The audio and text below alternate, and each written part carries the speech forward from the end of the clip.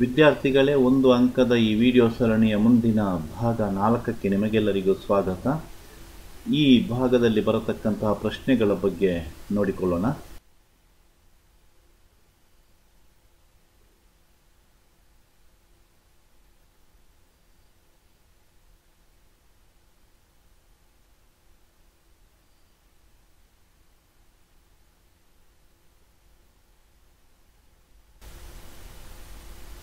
ಆರು ಪ್ರಶ್ನೆಗಳು ಈ ಭಾಗದಲ್ಲಿ ಬಂದಿವೆ. ಈ ಪ್ರಶ್ನೆಗಳ ಉತ್ತರಗಳನ್ನು ನೋಡೋಣ.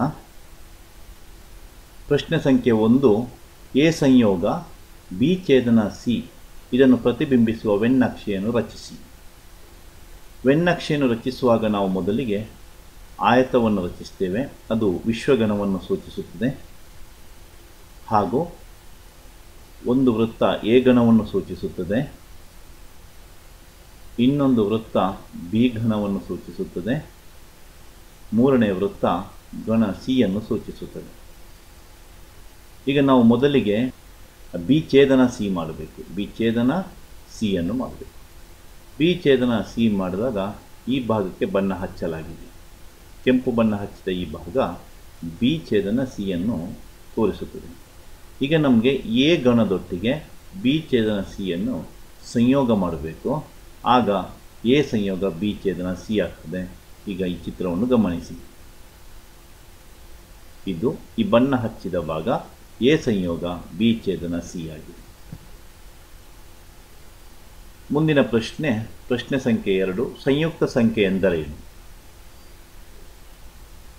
ಒಂದಕ್ಕಿಂತ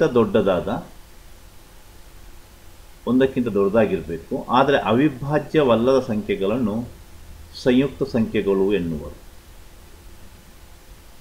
ಒಂದಕ್ಕಿಂತ ದೊಡ್ಡದಾಗಿರಬೇಕು, ಆ ಸಂಖ್ಯೆಗಳು ಅವಿಭಾಜ್ಯ ಆಗಿರಬಾರದು. ಅಂತಹ ಸಂಖ್ಯೆಗಳನ್ನು ಸಂಯುಕ್ತ ಸಂಖ್ಯೆಗಳು ಎನ್ನುವರು. ಅಥವಾ ಅವಿಭಾಜ್ಯ ಅಪವರ್ತನಗಳ ಗುಣಲಬ್ಧಗಳಾಗಿರ್ತವೆ ಆ ಸಂಖ್ಯೆ. ಮುಂದಿನ ಪ್ರಶ್ನೆ, ಥೇಲ್ಸ್ ಪ್ರಮೇಯವನ್ನು ನಿರೂಪಿಸಿ. ಥೇಲ್ಸ್ ಪ್ರಮೇಯ ತ್ರಿಭುಜದ ಒಂದು ಬಾಹುವಿಗೆ, ಯಾವುದೇ ತ್ರಿಭುಜ ತಗೊಳ್ಳಿ ನೀವು, ತ್ರಿಭುಜದ ಒಂದು ಬಾಹುವಿಗೆ ಸಮಾನಾಂತರವಾಗಿ ಅಥವಾ ಸಮಾಂತರವಾಗಿ ಎಳೆದ ರೇಖೆಯು ಉಳಿದೆರಡು ಬಾಹುಗಳನ್ನು ಸಮಾನುಪಾತದಲ್ಲಿ ವಿಭಾಗಿಸುತ್ತದೆ.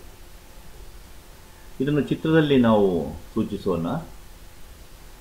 ತ್ರಿಭುಜ ಎ ಬಿ ಸಿಯಲ್ಲಿ, ಅಂದರೆ ತ್ರಿಭುಜ ಎ ಬಿ ಸಿಯನ್ನು ನಾವೀಗ ಎಳಿಬೇಕು. ಇದು ತ್ರಿಭುಜ A B C. D E ಸಮಾಂತರ ಎ ಸಿ ಆಗಿದೆ. ಡಿ ಇ ಬಿ ಸಿಗೆ ಸಮಾಂತರವಾಗಿದೆ. ಆದುದರಿಂದ ಪ್ರಮೇಯದ ಪ್ರಕಾರ ಎ ಡಿ ಭಾಗಿಸು ಬಿ ಡಿ ಸಮ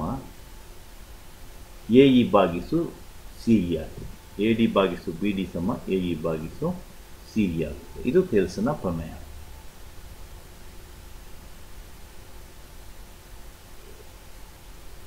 ಮುಂದಿನ ಪ್ರಶ್ನೆ ಸಂಖ್ಯೆ 4, ಘನಾತ್ಮಕ ಬಹುಪದೋಕ್ತಿಯ ಮಹತ್ತಮ ಘಾತ ಎಷ್ಟು?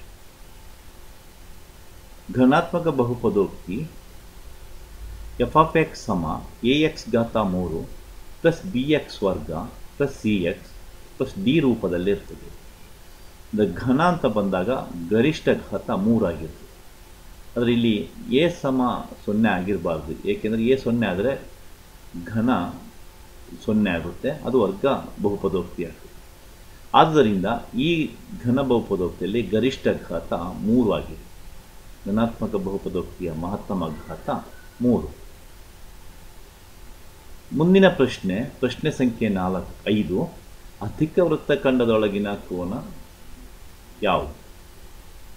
ಅಧಿಕ ವೃತ್ತಖಂಡದೊಳಗಿನ ಕೋನ ಯಾವಾಗಲೂ ಲಘುಕೋನವಾಗಿರ್ತದೆ.